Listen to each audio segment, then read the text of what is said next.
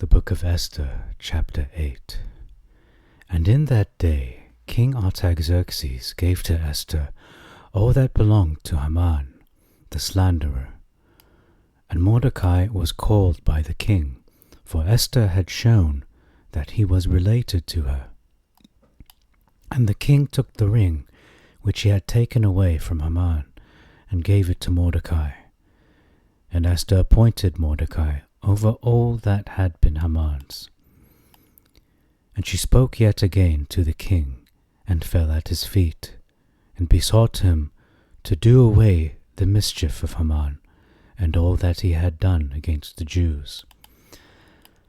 Then the king stretched out to Esther the golden scepter, and Esther arose to stand near the king. And Esther said, If it seem good to thee, and I have found favour in thy sight, let an order be sent, that the letters sent by Haman may be reversed, that were written for the destruction of the Jews, who are in thy kingdom. For how shall I be able to look upon the affliction of my people? And how shall I be able to survive the destruction of my kindred? And the king said to Esther, If I have given and freely granted thee all that was Haman's, and hanged him on a gallows, because he laid his hands upon the Jews, what dost thou yet further seek? Write ye also in my name, as it seems good to you, and seal it with my ring, for whatever orders are written at the command of the king, and sealed with my ring, it is not lawful to gainsay them. So the scribes were called in the first month, which is Nisan, on the 23rd day of the same year. And orders were written to the Jews, whatever the king had commanded, to the local governors and chiefs of the satraps, from India even to Ethiopia, 127 satraps, according to the several provinces, according to their dialects. And they were written by order of the king, and sealed with his ring, and they sent the letters by the posts, wherein he charged them to use their own laws in every city, and to help each other, and to treat their adversaries and those who attacked them as they pleased. On one day in all the kingdom of Artaxerxes, on the 13th day of the 12th month, which is Adar.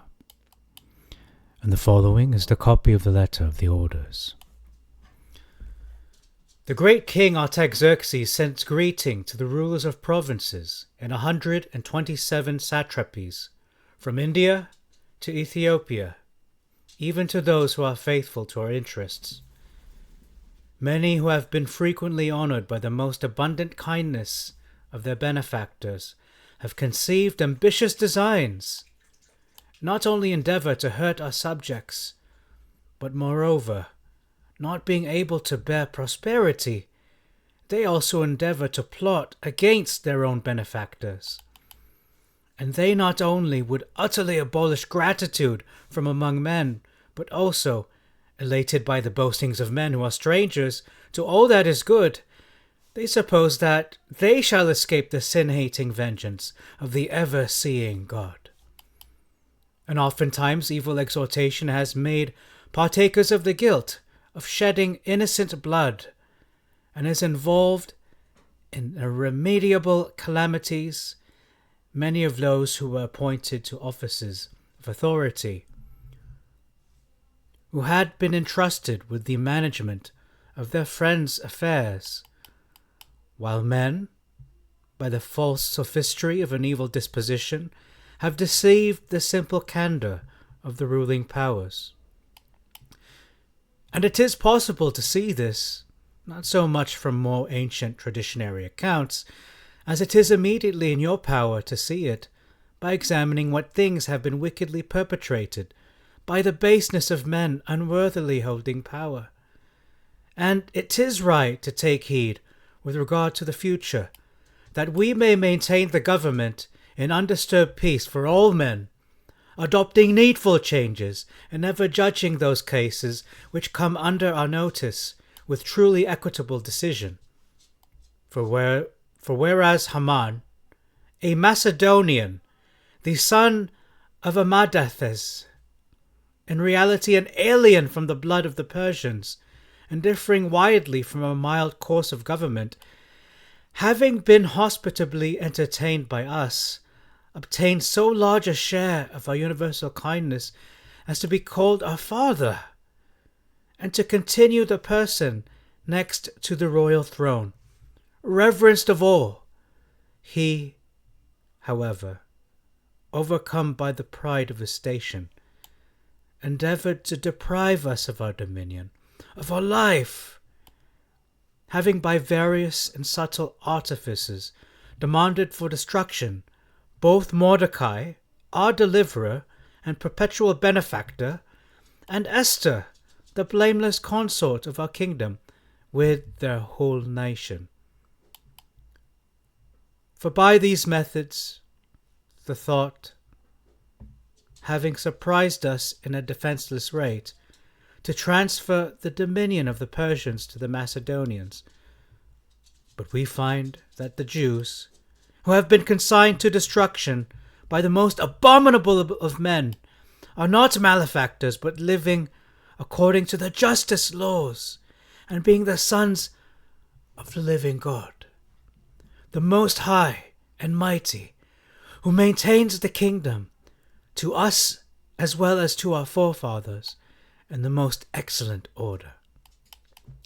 Ye will therefore do well in refusing to obey the letter sent by Haman, the son of Artaxerxes, because he that has done these things has been hanged with his whole family at the gates of Shushan, Almighty God having swiftly returned to him a worth recompense.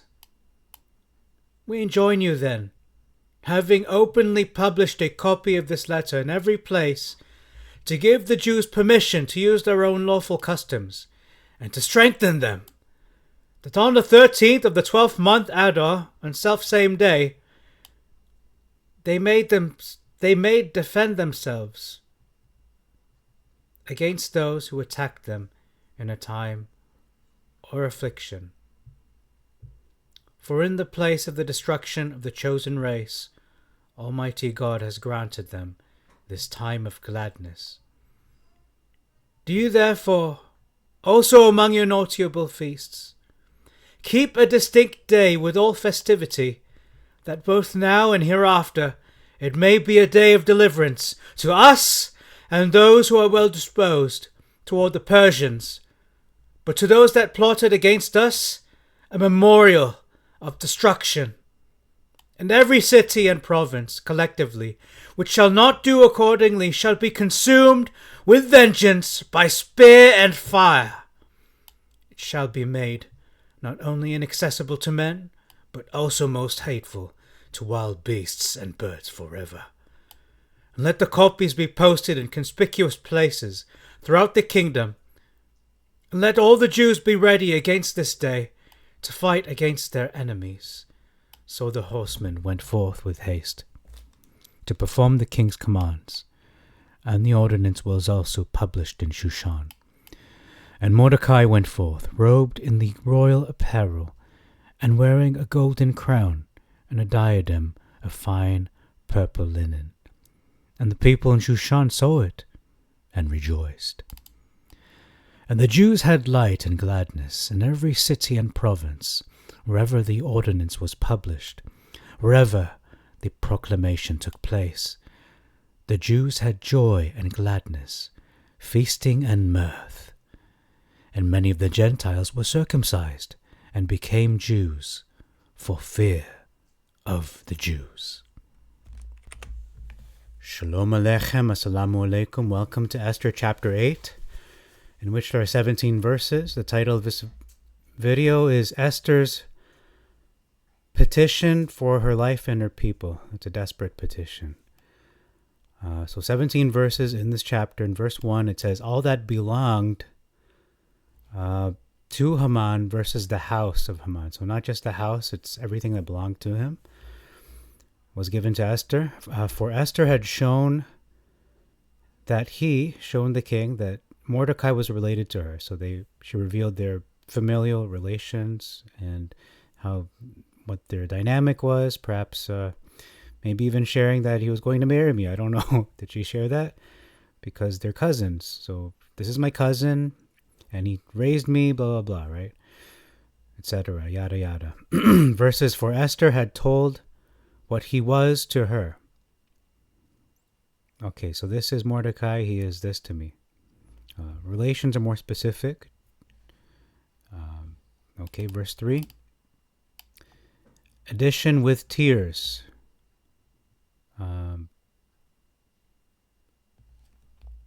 Verse 5. We're ignoring verse 7 to 8. An addition that reads, and to Mordecai the Jew. So he was only talking to Esther in this case, in the Septuagint.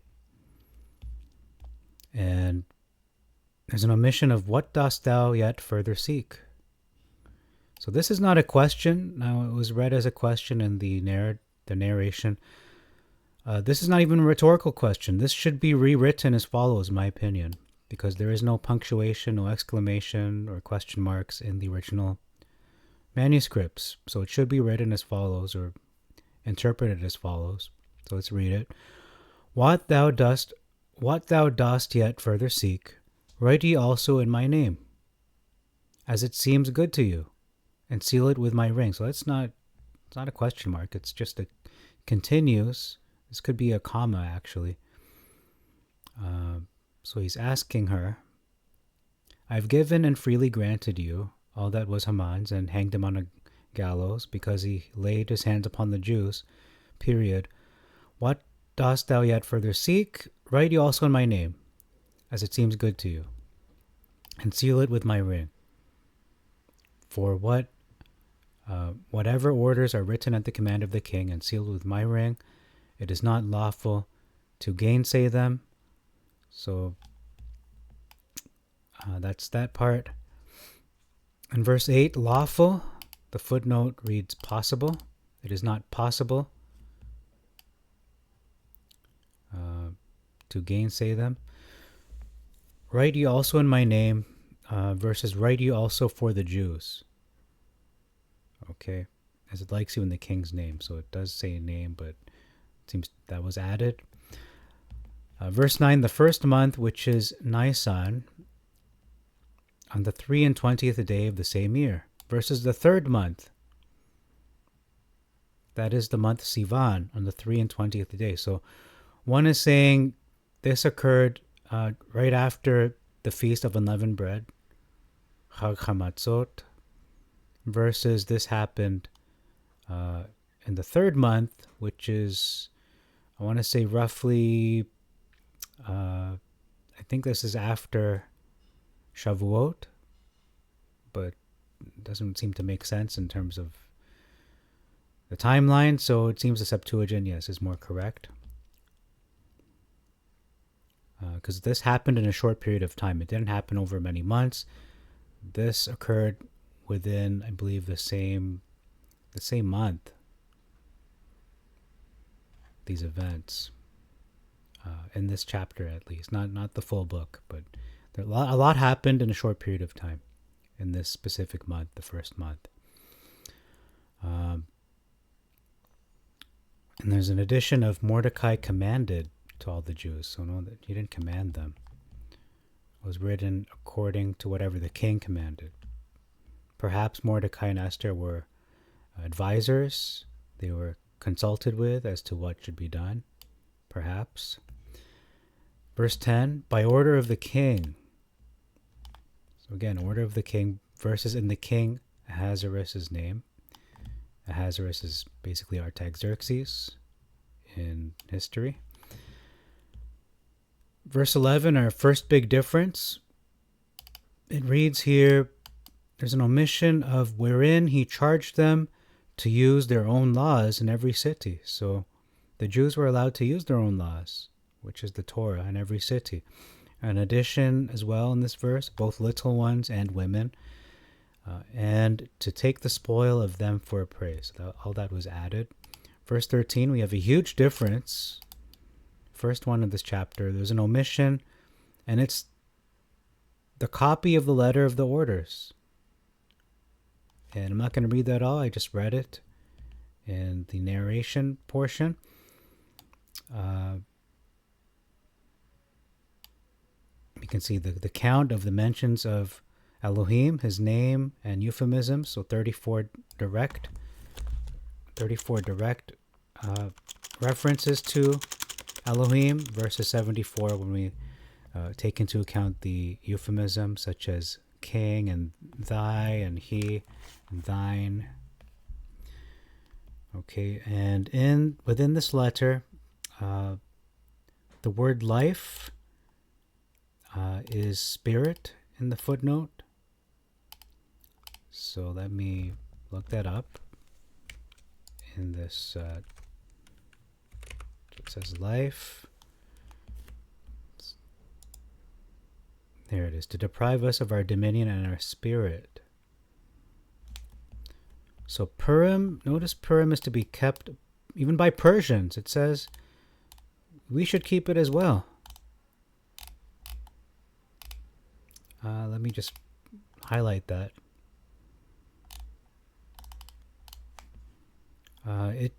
Here, keep a distinct day with all festivity. So this is not to the Jews, this is to everyone now.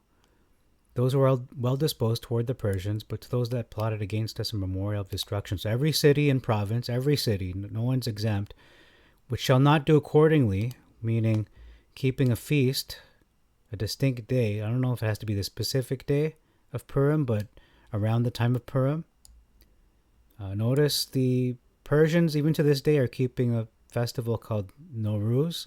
That's the New Year. I'm not sure if it's related to this, that it's connected to this edict. Perhaps it is. I'm not sure. Or maybe not. I don't know. Shall be consumed with vengeance, and by spear and fire it shall be made not only inaccessible to men, blah, blah, blah. Okay. So it is to be kept by Persians. It is a day of deliverance to us. So that is the statement. It is a day of deliverance to who? The Jews only? No, to us. To all of us. Because they recognize that if they weren't saved from Haman's plots, they would have been taken over at that point of time. The Persian Empire would have ended, effectively.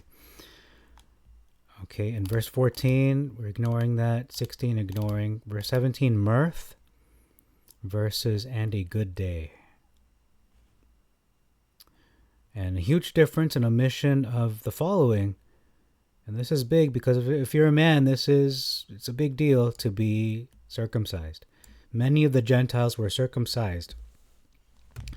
Okay, so let's just look this up.